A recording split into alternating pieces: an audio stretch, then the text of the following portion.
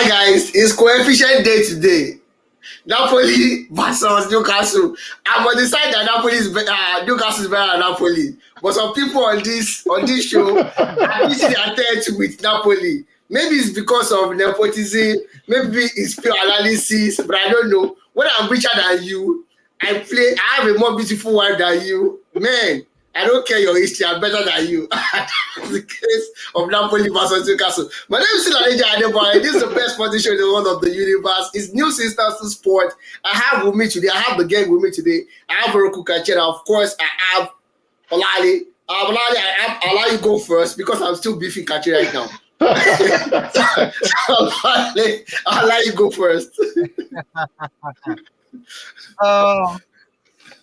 Good day, sporting fans around the world.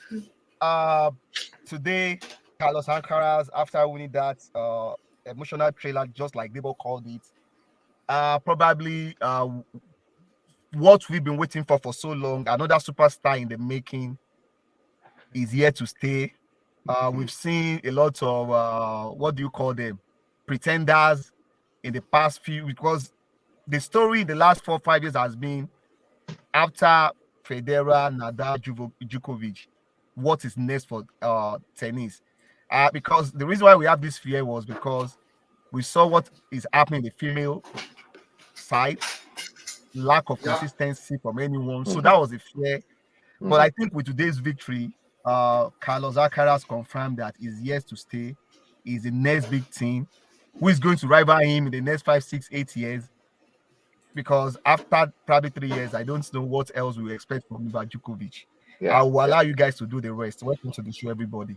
All right, perfect. Thank you very much. And of course, the AC Milan man, the Napoli man, the Serie A man. Go ahead, Rakukachi. Sports fans, it's always a pleasure being here. So, based on our background in line with coefficients, I googled Newcastle UEFA club coefficient, and it returned 4 figures to me: 0.0.0.0. And the fact that Newcastle hasn't played in Europe in over a decade and haven't played in the Champions League in over 2 decades, therefore they do not have the history. But we will dissect all that. A big congratulations to Carlos Alcaraz. We predicted this on this show, and that is why you have to take our analysis serious. When we did his prediction, his analysis after winning the US Open, we told you he's probably on pace to eclipse even the record 23 Grand Slam that Djokovic currently has. What becomes of him and what becomes of the women's sport, especially now that the Japanese sensation, for some reason I just lost her name right now, recently Naomi Osaka and her husband Corday recently delivered a baby. It means Naomi Osaka is out for the foreseeable future. Iga Swiatek, we know, is like the power holding company of Nigeria, never consistent. All this you will get to hear. And Harry Maguire, no longer captain of Manchester United. Stay tuned. Harry Maguire! Harry Maguire is Olali's best friend. You say Olali's best friend. That's how you. Next time, you start with Olali's best friend, Harry Maguire. Of course, we'll be starting with the NBA before we move to football side of things. And where best to start from the NBA than the Ushers, the new kid on the block himself, Wembanyama, who has been shut down from playing in the summer league right now, so he does not have so much of a burn down or burnout after his not too interesting debut in the summer league. But I don't think it was not too interesting. The kid really tried, put up some points, a lot of blocks, and I was watching Paul George and Draymond Green, their podcast today, and they were like, yo, he's not doing all those things on them when it comes to the NBA. So, if anybody's lying to you that the NBA will be easy, think again. You're about to meet the real goats when you get to the NBA. Because one is a good pretender. Paul George seems to be the goat for all the new kids right now. And of course, we know what Draymond does. Draymond does Draymond when he's in the mood. And of course, to a more interesting one would be the alpha male of NBA, at the glamorous thanks. I won't say Thanksgiving. Farewell for Carmelo Anthony. LeBron came out to say he's going to be back for year 21 when the number 23 jersey dropping the number 6 in honor of Bill Russell. Kachi, I'm going to start with you on this one. Everybody wants to be like Mike, right? And of course, the next big thing to Mike, or the bigger thing than Mike, at least that's my opinion. Anyways, I have to be corrected. It's not the bigger The thing. bigger thing than Mike is always LeBron for me. But when you look at it, it was 23. That means even LeBron looks up to Mike. That's what it means. I just want you to elucidate on this, and of course, Lali, you have the floor to say one or two things about that as well. Yeah, thanks, Debo. I don't think LeBron has ever hidden it. At least before it became, when it was just an unproven phenomenon, he never hid the fact that he wore 23 simply because Michael Jordan wore it. Even our man who is not a small forward or even a power forward, the very ever popular Draymond Green, also wears 23 because of Michael Jordan. I think in line with what we're seeing now with this new generation of stars, coming out to say Paul George is their GOAT, people look up and want to be like the stars of their generation. It would be a travesty for us to argue here that Michael Jordan was not the star of LeBron James's generation. We knew the only reason he did not wear it in Miami was because Pat Riley had already banned everybody from wearing the number 23 in Miami. Otherwise, he wouldn't have even transitioned to 6 in the first place. In the first instance. So it's an homage to MJ. Michael Jordan. However, it says a lot about how well LeBron James has done that now we can arguably put him in that conversation. Exactly. If not above, if not slightly below, at least side by side to MJ. But definitely an homage to Michael Jordan. All right, Lali, your thought on that? LeBron is idol. God bless our idols, but they never become our rivals, according to Jacob. Yeah. So, but now it looks like LeBron James, LJ's idol has become his rival, officially or unofficially, whatever you want to say it. Lali. I don't think they've ever been rival. I don't think there was at any point in time that LeBron was probably close to Michael Jordan's career.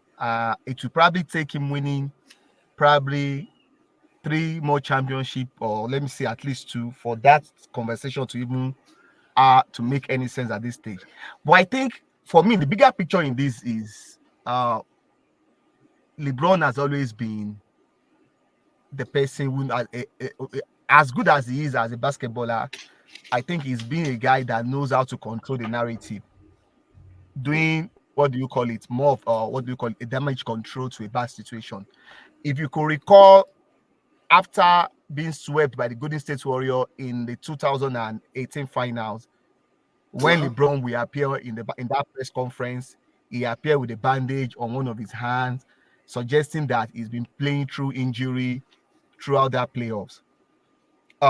Match this year, LeBron was said to be as the most fittest person as he has ever been. And after being swept by, what do you call it, by the Denver Nuggets, we started hearing stories about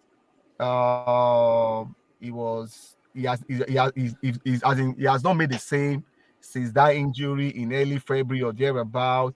This and that. He even came to the press conference to probably make it something like he's considering not returning for year 21. Everybody knows LeBron is not retiring until his son comes to the NBA.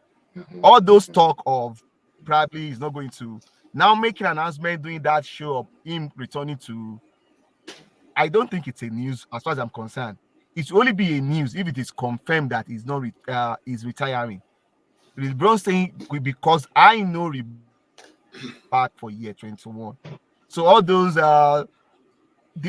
I think he successfully tried to limit the conversation people had around LeBron and Anthony Davis getting swept by Nikola Jokic. And I think he's a master of that. That is what he's been doing for a while. LeBron is And news. Olale he just has roll done with that him. again LeBron is LeBron is by news. sweeping Jesse, making you guys talk about dropping Of six. course. That's No, what he I'm not does, talking and he about. does it well. I'm just telling you. No, I'm just telling you the whole scenario behind. So dropping 6 in respect of Bill Russell, going back to 23, blah blah blah. It's just narrative in short. Nothing Nothing tangible or spectacular. substantial to make out of it. All right, perfect. It's just narrative. That's how Olale feels about it. But Olale, I beg to differ. LeBron is side by side. It's my opinion, not yours, mine. My opinion is the fact that LeBron is side by MJ, getting that kind of accolade from a young age and having that kind of pressure coming to the NBA and proving it time and time again. Yes, the guy came from high school to NBA. Forget it. That's too much pressure. When you are destined for the top, we've seen people that are destined for the top and they cannot maintain it. They can't. And people be like, oh, he had a whole lot of, and we'll get to that when we get to football. So considering someone like Dele Alli, if he was more professional like Harry Kane, it will be in conversation with you, like, oh, Dele Alli, we can actually argue is as good as Ozil, if not better, if he could maintain his professionalism. And everybody can see it from that snippet that we saw from all or nothing for Spurs, when Mourinho was like, yo, you gotta train, man. Yesterday I was just 20 years old, today I'm 56. These chances will not come back. LeBron did it. He had that on his shoulder. He did it and he proved himself. Yo, Mike was not able. If I want to add, obviously my personal opinion is I still rate MJ slightly Mike, ahead, of course, of LeBron. I think LeBron is a legitimate number 2 in the conversation, but arguably could be argued to be number 1 because he holds something that my MJ never even touched, not to talk of even coming close to, and that's the fact that he holds the highest scoring record in the history of the game. He may not have won 6, but at least he has won championship, right? Yeah.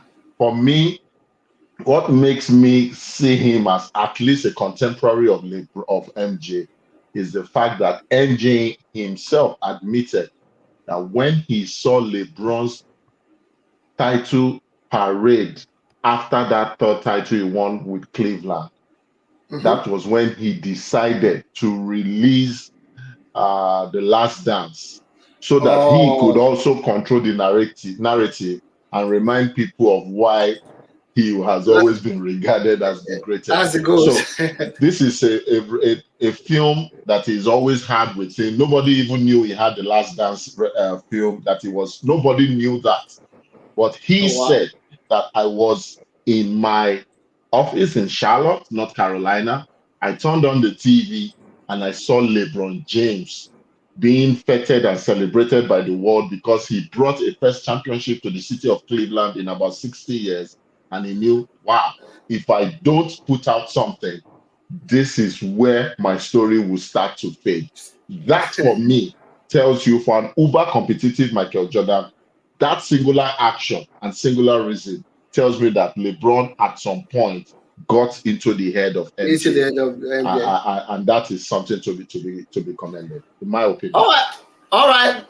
Perfect. It's everybody's opinion. Things change. Tomorrow we might actually say Wemby is better or Wemby is the best. Paul George is better. Paul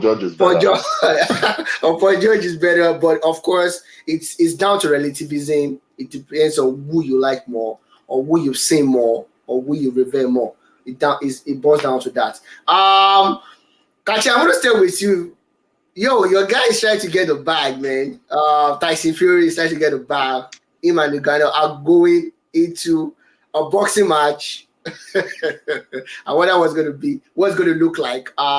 Francis Amablo is been said to be the biggest and the heaviest in both sports. I mean, boxing and the MMA.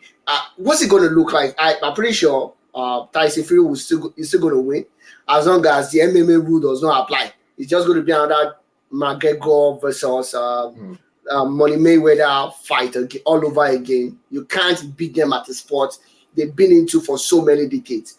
It's not going to happen, you know. But a whole lot of money is being involved in this one, and everybody's sitting in the bag. I'm furious at Tyson Fury.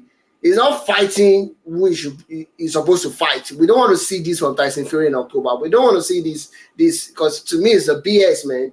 Yo, come fight the people you're supposed to fight. Go fight what's this guy's name? I've forgotten his name. Alexander Usyk. Go fight him. Go fight Tyson Fury. What's his name? And the Ruiz. He's gonna kill Anthony Joshua anyway, so Joshua is not even in conversation, you know. But go fight someone else. Why are you going to MMA to go fight someone that everybody know you are going to beat because of the rules?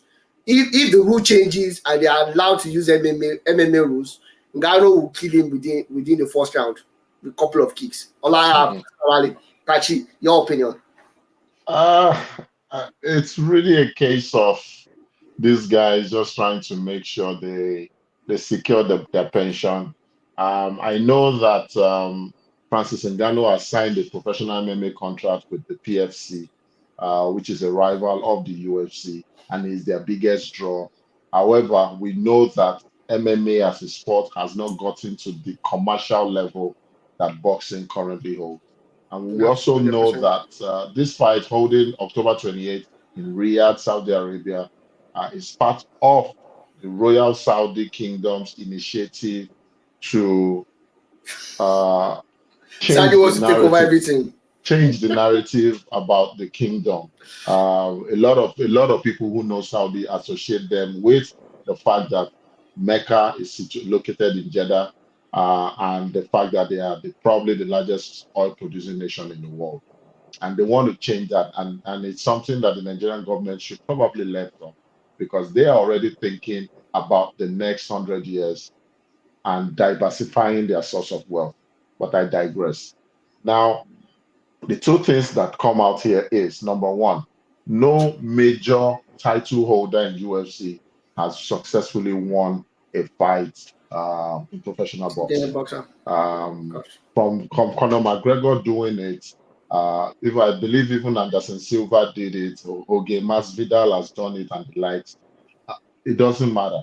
What matters is akin to Conor McGregor, who got as much as $100 million from that fight with Money Mayweather. I believe Francis right now, because the world has transitioned, is probably a bigger draw. Tyson Fury is also a very big draw.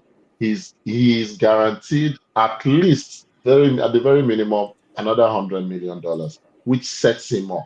We've seen how since McGregor did that, even though he went back to fight in the UFC, he lost the zeal, the desire, and easily capitulated to Khabib. But another digression from me. Ultimately, what this is to me is a PR stunt, a last hurrah by Fury to make some major cheddar, also by Ngannou. But I don't take this fight serious. It's it's a money grabber. Fury, I don't want to say he's staining his legacy, because that's not the case. He's still one of the purest hitters I've seen. However, when there are capable competition he hasn't fought, it is one thing if Money Mayweather has beaten everybody, 49 wins, and he's just fighting McGregor to make it 50 wins. That is another story. With Tyson Fury, there are legitimate challengers to that title that he has, one way or the other, avoided. That is what is making me angry as a boxing purist, and that is why I'm not taking this fight here. Will I watch it? Absolutely, yes. Am I happy for Francis Ngannou as an African man getting the bag? 100%. He's not dropping it like Dennis Schroeder. I am happy for him. But will this impact how I see Tyson Fury? Yes, it will. I will see him as someone who got to the top and wanted to remain there without paying for it. Without paying for it. All right, perfect. Thank you very much for that. Olali, I'm going to come to you. And the fact that the Saudis, like Kachi said, they are changing the narrative. First, it was golf. Now, then boxing. Now, football. What are the things that we could learn from the Saudi in sports in terms? Olali. Well, for me, I still don't think. Yes, I think the games are a bit different. Boxing is a one-on-one game, which you can easily take to any venue which you like. As for golf, yes, they are buying into the golf tournament, but even though yes, they are bankrolling it, but most of these golf competitions are still taking place in traditional venues across Yeah. Europe and what do you call it? And North America. North America. Yes, you could see one or two events in Saudi Arabia, but in case of football, it's a matter of taking the stars to the Saudi League. And I think China, we saw this from China some couple of years ago, where old retired football, even some middle-aged players like Oscar moved to and they play football there. Yeah, I think for the team, I think the problem with the Saudi league is they will get some players, but I don't think they will be able to get enough players. Yeah, true that. I totally agree with you. Do they have enough locally to supplement? Do they have enough locally to supplement it? I don't think so. Yeah, they are in an isolated area. If they were to be playing, if Saudi Arabia was to be an European country, it's a different ball game entirely. It changed the dynamics. They could play in the UEFA Champions League. Yeah. So those limitations will always be. Not every player at the top of not every player at the top of their career will want to move. Even those ones that have moved, or the ones that have been rumored to have moved. So if you look at the lists, I still don't see any. Probably if Thomas Partey's rumor is actually true, for me that will be the biggest news among them. Probably bigger than that of Ruben Neves. I think it will be Sergej Milinkovic-Savic of Lazio sealing his move to Al Ahly for 34 million euros. I think I will see him at probably I will see him at par with what do you call the party. What I'm saying is, I don't think it's sustainable. But it's a good move trying to change the narrative across Saudi. But I just think for the European clubs, I think where it comes in from I think it's a good move for the European teams in one area most people are not looking at. It's an easy way for them to dump their bad assets that they've been struggling to do, they've been struggling to move on from.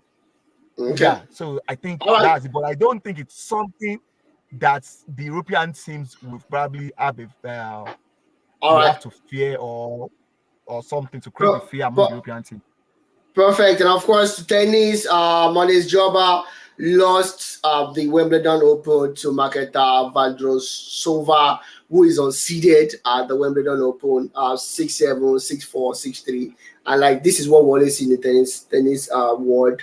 Female tennis world, where someone comes out of the block, wins it, and afterward fizzles out. And to Ombo genuine one, when this boy was there's a 16-year age gap between this duo.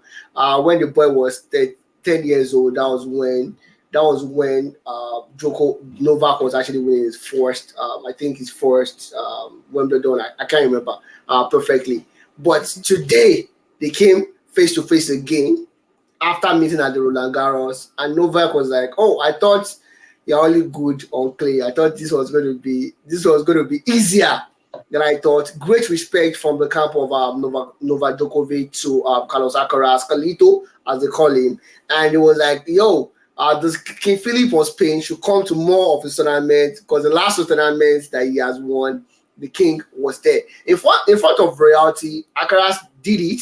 6-1, 6-7, 1-6, 6-3, 4-6. Honestly, if you ask me, I thought Alcaraz was going to be a stroll in the back for Novak after the 4 sets. As a matter of fact, it was supposed to be 6-love. The first leg was supposed to be 6-love. But the key came back, dug deep down, and even Novak was playing like a 20-year-old, and he's 36. Don't let's forget that there's a 16 gap between them.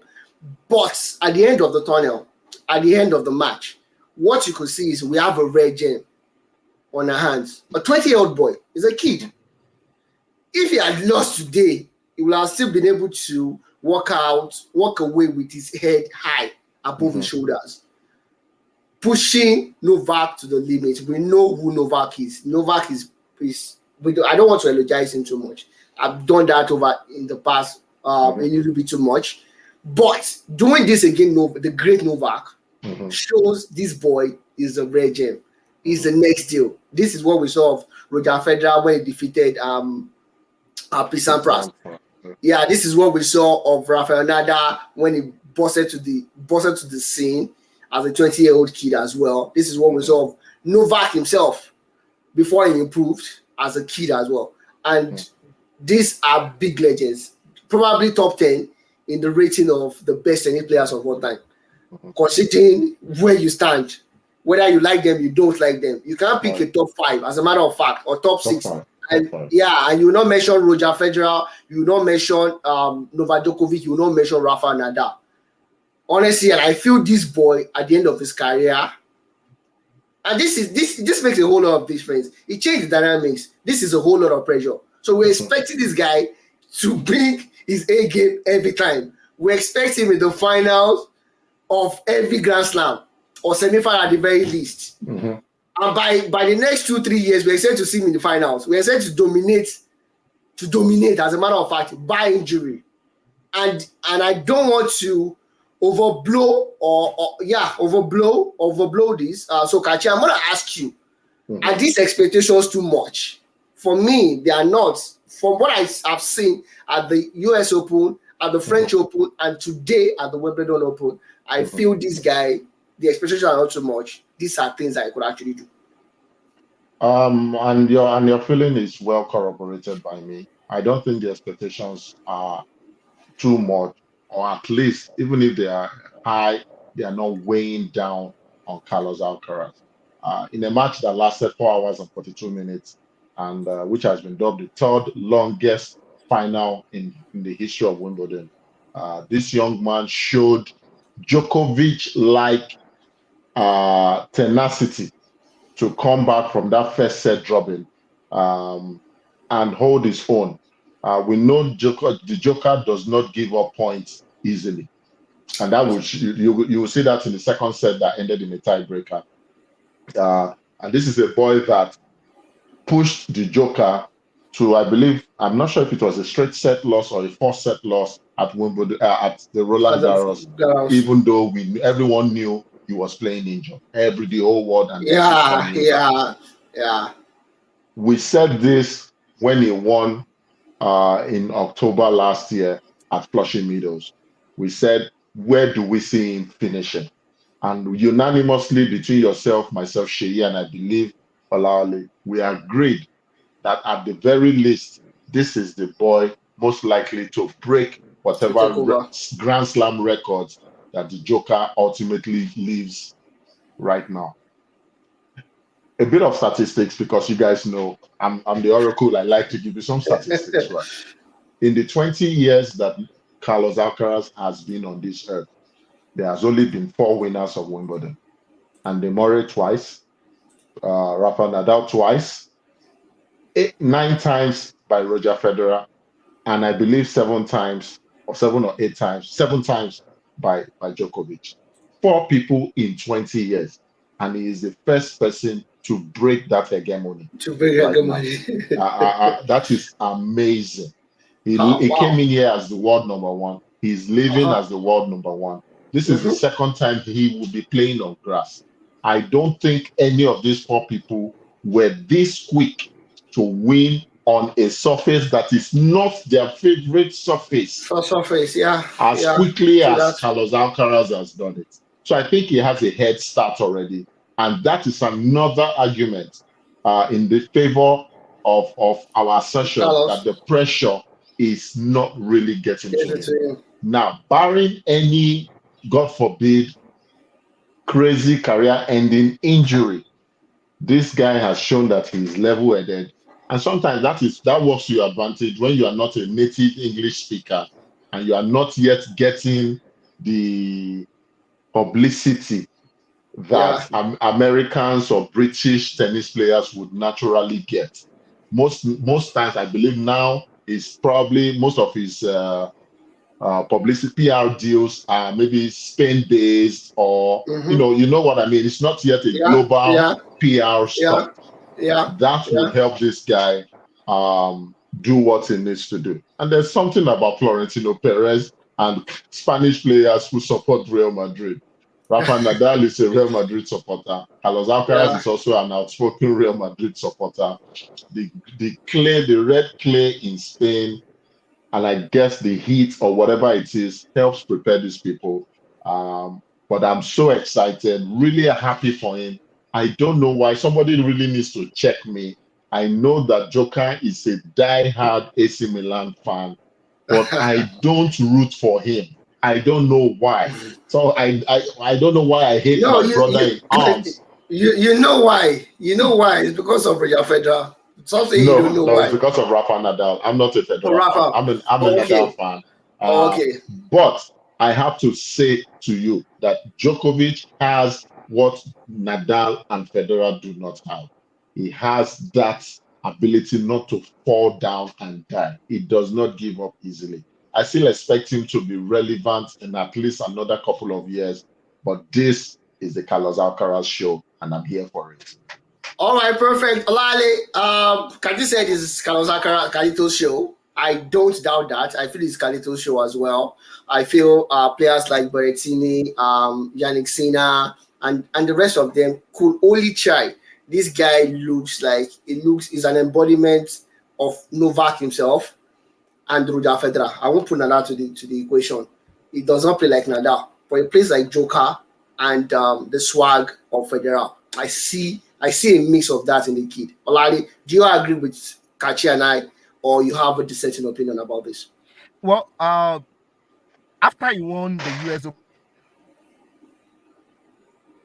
After I won the US yeah, Open, Olali I think continue. the guy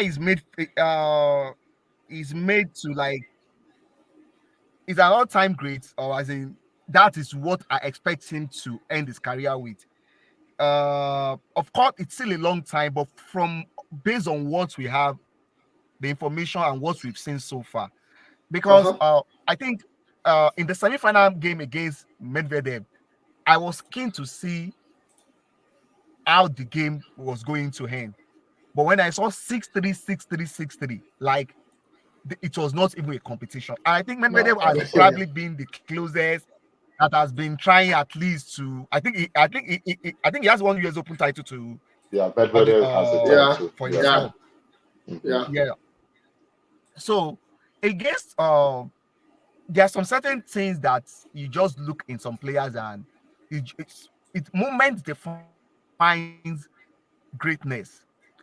For him to have lost the first set woefully and Uh-huh. recover to have taken that second set was so very close. Although I personally I think the second set was probably the defining moment in this whole thing, because if Novak was Yeah, probably yeah, if yeah. Novak has probably won that second set, Mhm. That would have been, yeah. psychologically, I don't see him losing 3 straight sets. So I don't see him Yeah, losing three straight sets. 100%, Yeah, 100%, 100%. but for Alcaraz to have won that second set, and just for a player who is very young in the tennis circle, to have taken Novak to the fifth set, like, Mhm. and it was a convincing win. The matter as in Yeah, the first set yeah, was a yeah, convincing win. yeah, So yeah. with what we have, with the area of talent we have now, you cannot project nothing less than a 20 Grand Slam for this guy. That's for the Like, kid. I said, except there's an injury on the way. But again, we don't know what the future holds for us in another Goes for start of everybody. the Yeah, next of season. course, Yeah, of because course. Yeah, if there was 100%. no probably Rafael Nadal, only God Or knows. Joko, or Joker, Let's even Roger just leave Ola. Joker there. Let's just remove the Rafael Nadal. Only God Mhm. knows how many titles Roger Federer would have Roger would have taken Federer won. would have. ahead of Yeah, him. yeah, So 100%. Yeah, those are the 100%. things that So we don't. But what we that know, would define. one thing I'm very sure of is, if not for Carlos Alcaraz, I would have probably boldly say Novak is going to get to 30. 30 30. Yes. titles. But with this Titles, boy yeah. on ground, what is very certain is head to head before Novak retires, is going to win more head to head games Head to head over Novak. against Novak. So which Yeah, means he's going to limit the number of titles. I'm sure Novak will still beat titles. him in some games, but I'm Uh-huh. sure I don't think Novak will be able to get to that 30 before he retires with the way this Before boy it is playing. does.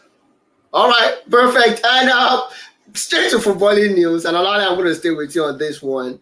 Parents try their best, and people come out to change narrative about things, and everybody that is a parent will understand this. What you try to do for your kids, how you try to bring them up, and all. Dele Ali is in an effort to bring himself back to the limelight, or should I say, bring himself back to a good and positive sport, came up with an interview, which I believe, in hindsight, and this is 100% right, in hindsight, because I was fooled as well, until Ali actually shed more light to it. Is the fact that with his interview with Guy Neville, came out to pull those strings and tell us a whole lot of stories about how the father and mom, the mom, maybe, I will agree with the mom, she's an alcoholic and the rest, but the father, with narrative that was saying, a dissenting opinion, dissenting narrative that was seen all over the internet, changes everything.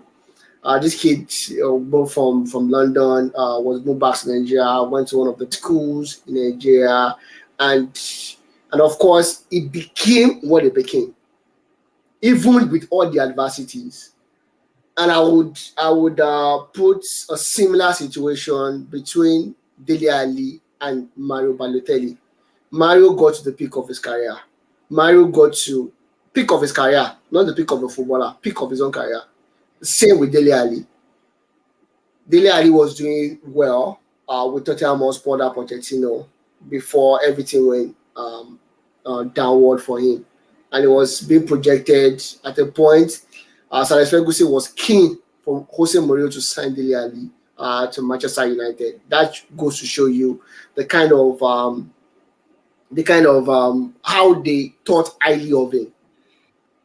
And as of then, we did not hear that my father dumped me in a well in Nigeria. We did not hear my mother was an alcoholic. We did not hear about all those things. But when everything now came back down, that's when we start hearing these things. And that's just one part of the opinion. Another one, it might actually be able to block it for so long, and at the point it got to him and he had a mental breakdown. That's another opinion that's another view about it. You might actually do it for like 10 years, and after a while, something might just trigger it and you break down all over again, and you're like, oh, yo, I can't do it. But with what we've seen or what we've heard, they are all confirmed reports, as a matter of fact. So nobody should quote me 100% on it. I don't want to quote anybody on this show 100% on it as well. They are all confirmed reports. These are essays that the father did this, the father did that. Was the best, and we have pictorial evidence to show that it was actually the best man when his father married his wife Lola in Nigeria. So we have a little bit of evidence here and there, but mostly essay as to what the father did to try to rehabilitate his kid, and the fact that Daly was not even in London dealing drugs at the age that he claimed that he was dealing drugs in London. Olali, can you shed a little bit of more light to this and what your own personal opinions are? I think the problem I have with before I saw those as in those articles contradicting what Dele Ali actually claimed, I already have my own opinion due to the timing. At times, timing goes a long way in validating a lot of stories. And one problem when you go this kind of lane is this: when you want to probably blame every other person for all What the yourself. bad, let me say, the Misfortune. bad side of your career and nothing about yourself when there were certain things when certain things were documented about your behavior. Have you guys forgotten how there were rumors or like that he was sharing the nude picture of Pep Guardiola's daughter among the Yeah. WhatsApp group? I, I, I, I I don't think I hope we've not forgotten this that quickly. Yeah. Yeah. So 100%. I think this is a problem when every other person is like for me when I saw that story, the first thing that came to my mind was nah, why now? What are you trying to achieve with this? To be in the good book of people or to fight to probably To get a to second look for a chance. reason for why you have probably failed or why your career crashed probably at a very young age.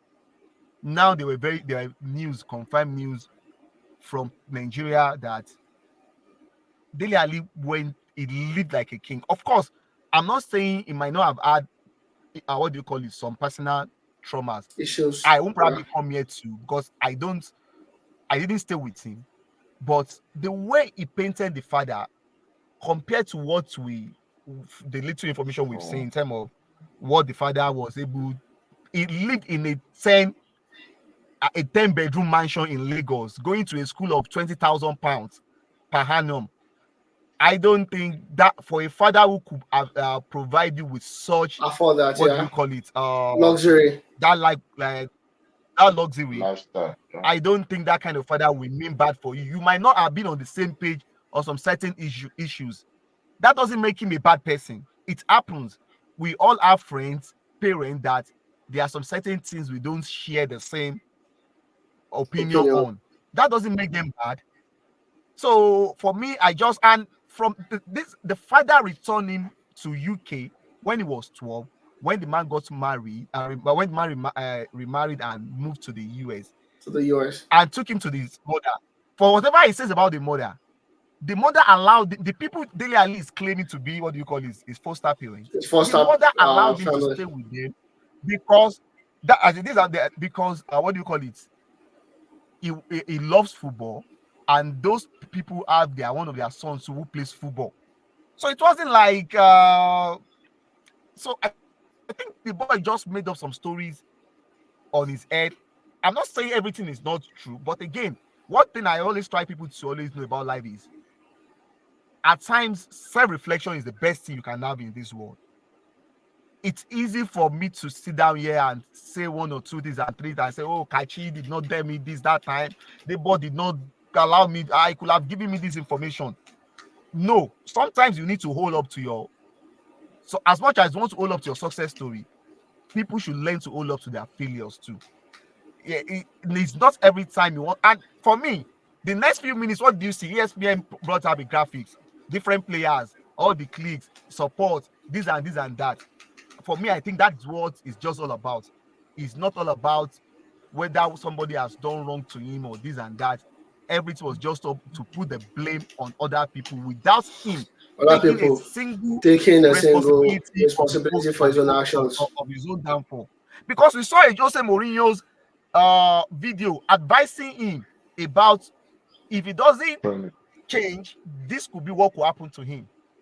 Like I stated earlier, there was it probably unconfirmed, but reports, and that was probably the beginning of his downfall at Spurs, that he was sharing nude picture of Pep Guardiola's daughter among his teammates.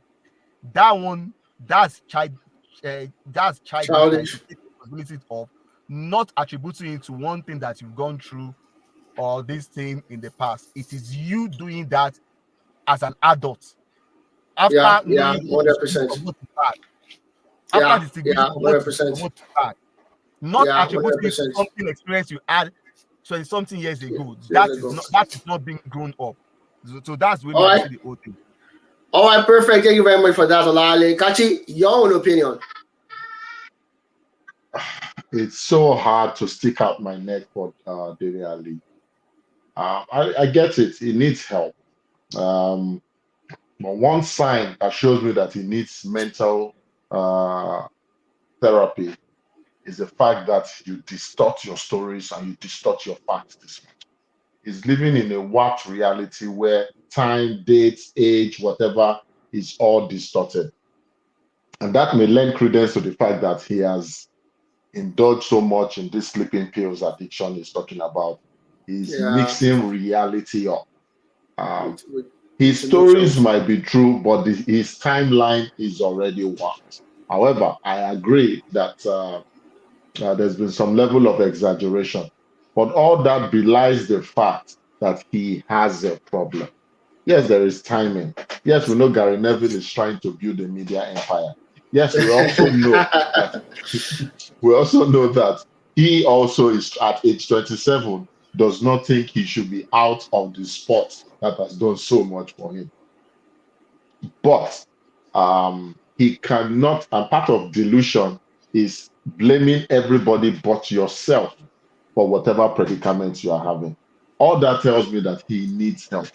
But as a Christian that I am, one thing we always say is before you can live the right kind of life, you have to first admit that you are living the wrong kind of life. Long term life. And until he does that, openly admit that I brought some of these upon myself. A good example is someone like Dennis Rodman. Rodman has never tried to hide it from everybody that this is me. This is not anybody's influence. Whoever is influenced, Exactly. I choose to be like this. I This. choose to. He has to admit that. He has to stop blaming his mom, his dad, his upbringing. We all have stories. Yeah, Debo, 100%. you have your story. Yeah, Olawale, you have your story. I have my. yeah, The goodness that with the grace we enjoy is that we don't look like what we have gone through. But yeah, if we all 100%. decide to wallow in a pity party, which I believe is what Dele is doing, then we will not be accountable. He needs to hold himself accountable. I agree he needs help. I will pray for him. And I hope the rest of the world also puts him in his prayer. But you don't start to heal until you hold yourself Until self accountable. And accountable. that, Yeah, for me, is where the problem lies right now. yeah. I'm not saying Oh, whatever he's saying is wrong or right, but I know that part of drug addiction is the fact that you begin to mix reality see, with imagination. solutions And I think right now that is where Dele Ali currently is mentally. is all right. Perfect. I hope he gets all the help that he needs, and of course, like we said, we is in our prayers. Dele Ali, and from one trouble to another will be Benjamin Mendy, who was falsely accused of rape, and the kid lost so much. He's just a 29-year-old kid, making so much money. Moved from the French league to Manchester City. Most of the supposed victims actually googled his net worth before coming out to testify against him and do all this, and actually accuse him of this rape. And it was exonerated at the end of the day. There are narratives about it. Maybe he had good lawyers. We've seen so many people that actually committed the crime, but because they have good lawyers, they were exonerated, right? And we've seen so many innocent people go to jail for something they know nothing about. And I feel at this point it's a social justice. At this point is a point that we need to start making rape accusers accountable for this. This kid's contract with Man City was terminated. He has lost so much revenue. I'm pretty sure all the endorsement that he has had in the past will have been dropped. Will have been dropped from all those endorsements. We see the same with Mason Greenwood. He just gave back to his first child with the same lady that accused him of violence and whatnot. You know, and at the end of the day, it was exonerated as well. And as it stands right now, it's in limbo. He's not with Manchester United. He's not with any other club. Everybody's pushing narrative, especially Daily Mail, pushing narratives against him. So these are things that we see, and the career of these people, they make mistakes. Everybody make mistakes, and like you said, we don't look like what we've been through. And if we have been held for every mistake that we make in our lives, we'll not be here. Nobody will be here because we are all enjoying grace of God. That's the truth. I don't care if you're an atheist or you're a Muslim or you're a Christian. It's all grace. And at this point, Kashin, I'm going to stay with you on this before I go to Ola Ali. What should happen to the rape accusers? Are they not supposed to go suffer the same consequence or consequences that the accused will have suffered if he was convicted?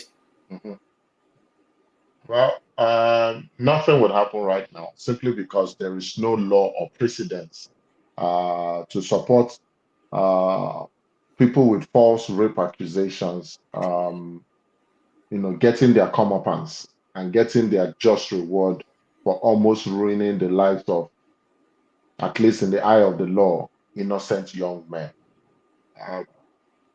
I'm really excited for Mendy. I don't know him, obviously, I don't know him personally. I'm a Canadian, he's French and all that. I don't know him personally, but I felt for him because in the eyes of public opinion, he was already deemed guilty. Guilty, And exactly. if he did not have really solid evidences, I totally believe he had maybe cameras that corroborate his story. And the fact that he could afford lawyers that could, do everything they needed to do to exonerate him, the story might have been different. Now, the reason why I think he was wrongly accused was there is no way for you to have 10 cases and you were exonerated from all 10 cases. Exactly, yeah. Yeah, and I mean, if there was, you do it once, we say coincidence. If there was maybe 2 convictions, then we would have said, okay, maybe we just not enough evidence. That's why he's not convicted of the other 8. For 10 cases, this is someone, and ladies and gentlemen, this is not me supporting that kind of lifestyle. I believe in the sanctity of marriage, but this is someone that openly admitted to having slept with close to 10,000 people. That kind of person will not, let me not say will not, but chances are that that kind of person will not forcefully try to get sex. If I'm not sure if this is a PG program, but will not forcefully try to be with women if he has done it 10,000 times. You might say he has an addiction for it. Yes, is he an addict? Yes, he is. I know most addicts typically do everything they want to do to get their fixes. However, 100%. I'm happy that he's exonerated, but I'm also scared because being a black man, public opinion will still deem you guilty. It needs to leave the UK. That's the truth. Yeah. So what becomes of him, I don't know. But I'm also happy that it was proved beyond reasonable doubt. This was not a mistrial. This was not a hung jury. This was a jury of his peers finding him not guilty. And I hope he moves on with his life. I definitely hope there's a Nigerian Nollywood actress who came out to say false rape accusers should also be given jail terms like rape, 100%. Offenders. I totally support it. It will stop it. I guess the argument is by the time people are afraid that they will be found, their victim, the culprit will be found not guilty, will it stop people from coming out to say that they were raped or abused at some point? But I think there's a fine line one can walk there. People should not have the luxury of knowing that because I'm a woman and I'm not getting what I want from you, I can just immediately call you a rapist, and I know that the public opinion will find you guilty. It is wrong, it is bad, and I completely am against that. Yes. All right, perfect. Thank you very much for that. Malali, your opinion. We saw this same thing with Neymar. We saw the same thing with Cristiano Ronaldo. At the end of the day, they were left. They were not convicted. Should we encourage this? No, I think this is probably a very thin line, which we have to be a bit careful. Like what you rightly say at the beginning, at times you might not be convicted, but that doesn't mean, what do you call it? You're not guilty. Incidents or didn't actually happen.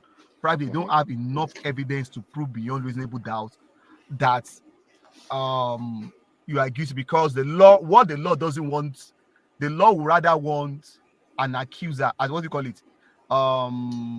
An accuser. and accuse somebody that actually committed a crime to go scot-free than to to jail Sentence an the wrong innocent, person. the wrong person. Both of them are errors, but the gravity of one error is bigger than the other. So that is that's where the thin line lies. At times it could be a case could be adjourned to be like, okay, the person has not, there is not enough evidence to have proven this. But I think for me, I think the takeaway from this, if you look at it critically, what is for sure, Benjamin Mendy has lived a very reckless life. I think we can't dispute that. If you Yeah. if you follow the case very well, if you see some of the, what do you call it, what will I say? Testimonies. Is it testimonies that The came out? testimonies, Yeah. yes. Like Yeah. him and his co, what the guy that was accused with alongside with him, probably Uh-huh. exchanging ladies, moving from one. Even Jack Grealish name got mentioned somehow into the whole thing. If you just look at the whole thing, he has probably played himself to Into the a, hand what do you touch. call Yeah. it? I'm not Yeah. trying to justify the reason why those ladies are probably dragged him to this position, but to an extent, he has probably made it so easy. He made it so easy for them because if you read his lawyers have to dig deep, do some dirty things on our own part to get some of this truth out for him to be safe from this mess. So for footballers, and like Benny McCarthy said when he moved to Holland at a very young age, he said what the first advice his father gave him was avoid nightclub and make sure you go to what you call Holland with a wife from South Africa. There's a reason for that. Because of the way the laws in the Western world is designed, if you are not careful, you think you are in a free world, you might get yourself entrapped. What do you call it? I Yeah. think guys should do better in terms of the lifestyle they choose.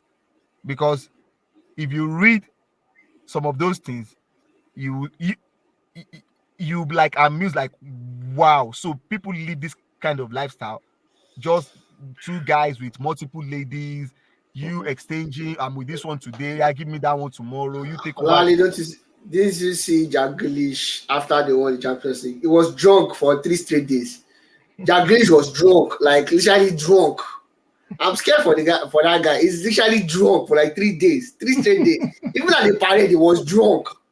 You could imagine. So I think on their own part, they need to do better. Benjamin Yeah. Mendy, unfortunately, has put himself in a very difficult position. I just hope the wave of the Saudi Arabia League going around could probably help him and get somewhere. And there were news that probably his contract was not probably terminated by Man City. It was only suspended. That we Oh don't know how yeah. far Oh, it's that would true. be nice. That That he would was be going to nice. get paid for all those periods since the court has exonerated him. But whichever way, I hope he Mm, gets something started because what he has missed as a footballer is very huge. Of course, we yeah. never knew. He might probably not be in City by now, even if he was not accused, because we all know his own injury history too. But Yeah. again, within Yeah. those periods, he has missed out on the Champions League, multiple league titles, You probably can't you another can't World you can't be having that much sex and not be injured all the time. Cup. Valid. There's a So particular Valid. again, there's a it reminds me of a particular guy, and the particular Antonio Casano, when he was at Real Madrid. He said when he was at Real Madrid, he slept with over 1,000 women. And Casano was never available for Madrid. Never available. Never so available for those are Madrid. so those are the things. I think guys should be very careful. And even when you want to delve into this kind of world, you need to be very smart with it. You need to document Yeah. things. You need to make. I think a camera saved Neymar. Yeah, camera saved the man. Exactly. Camera So saved I the think man. guys have to be Otherwise, very on their own they part. They have have been to in be very serious trouble. responsible, and they have to be very very smart. I think for me that's the Yeah. biggest takeaway from this thing. All right, perfect. And to a rundown of the transfer news, Cavachella could be moving to Newcastle for 82 million pounds. That's the official bid right now. I'm pretty sure Napoli will never accept that. If you can get Declan Rice for 105 million, no way on earth they'll get Cavachelia for the 2 million. Real Mahrez has agreed personal time with Al Ali. A fee of about 36 million pounds being touted right now. Nothing is confirmed right now of Real Mahrez moving to the Saudi Arabian League. Al Hilal, don't forget, were relegated 2 seasons ago. They just last season, no, 2 seasons ago right now. They're just coming back to the Saudi Arabia Division One.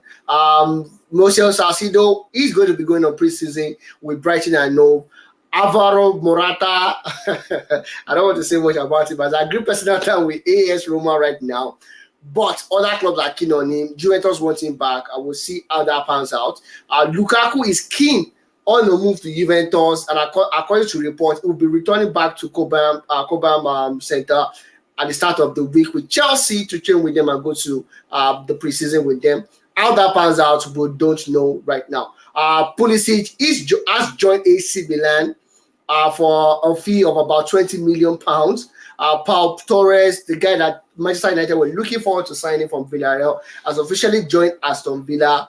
Sergei Milinkovic-Savic, the guy that everybody wanted in Europe for the past couple of years, has moved to the Saudi Arabian League, Al Hilal, for £34 million.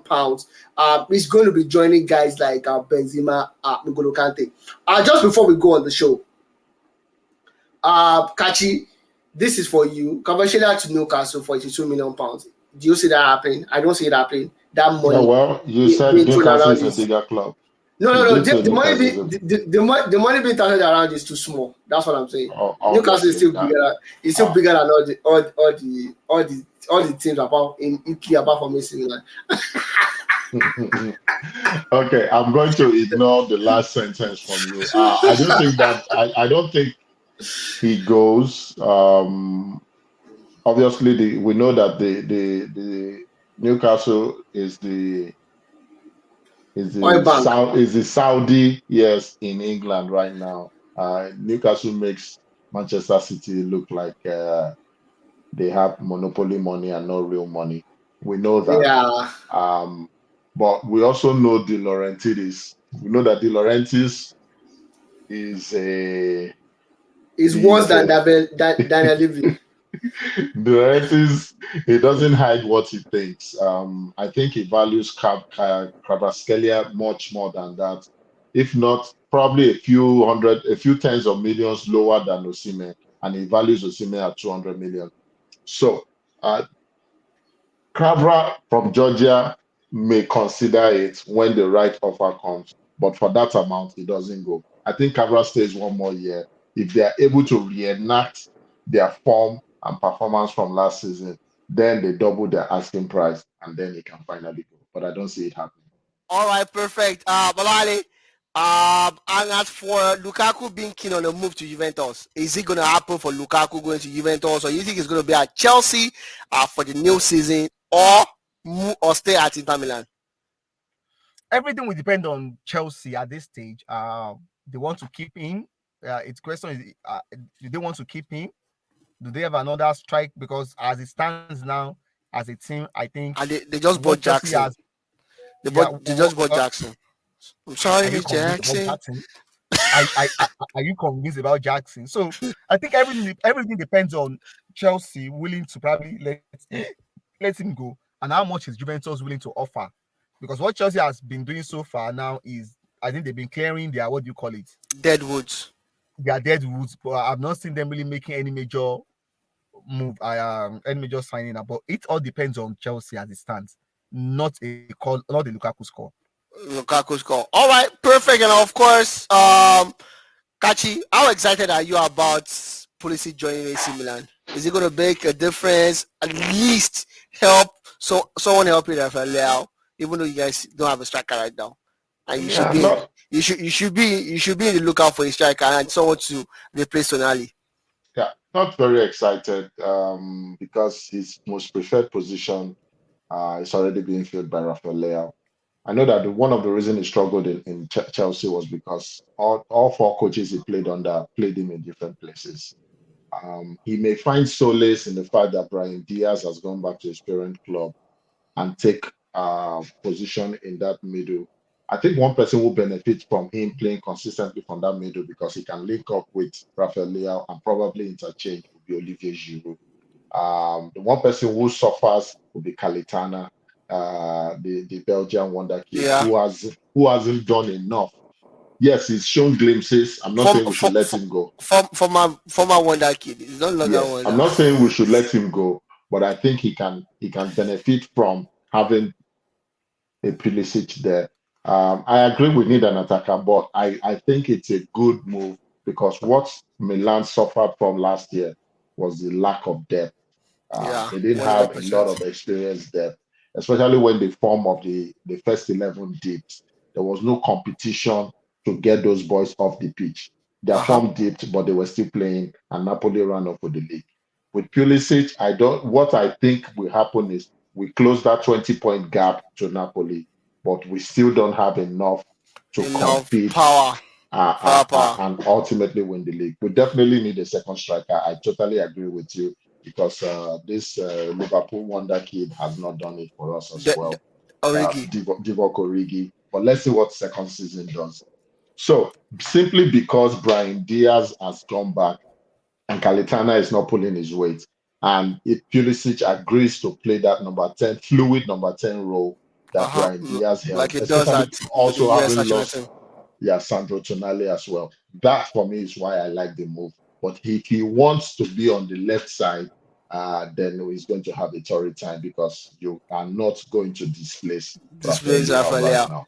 All right, perfect. Olale, where do you think Moise Caicedo will end up at the end of the summer?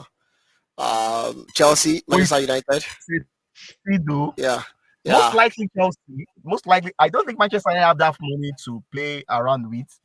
I think Liverpool are too smart to place £100 million on a player since they even signed McAllister from there. They would rather look elsewhere to falsify their midfield. So everything, and Arsenal have already signed Declan Rice. So everything points out either he stays at Brighton or he moves to Chelsea as it stands.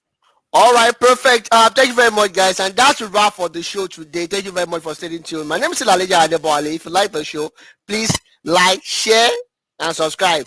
Follow us on all our social media handles at News Instanta 2 on Twitter, News Instanta 1 on Instagram, and of course, News Instanta Sport on Facebook. Till you see you again next week. My name is Lalija Adeboale. Bye, guys.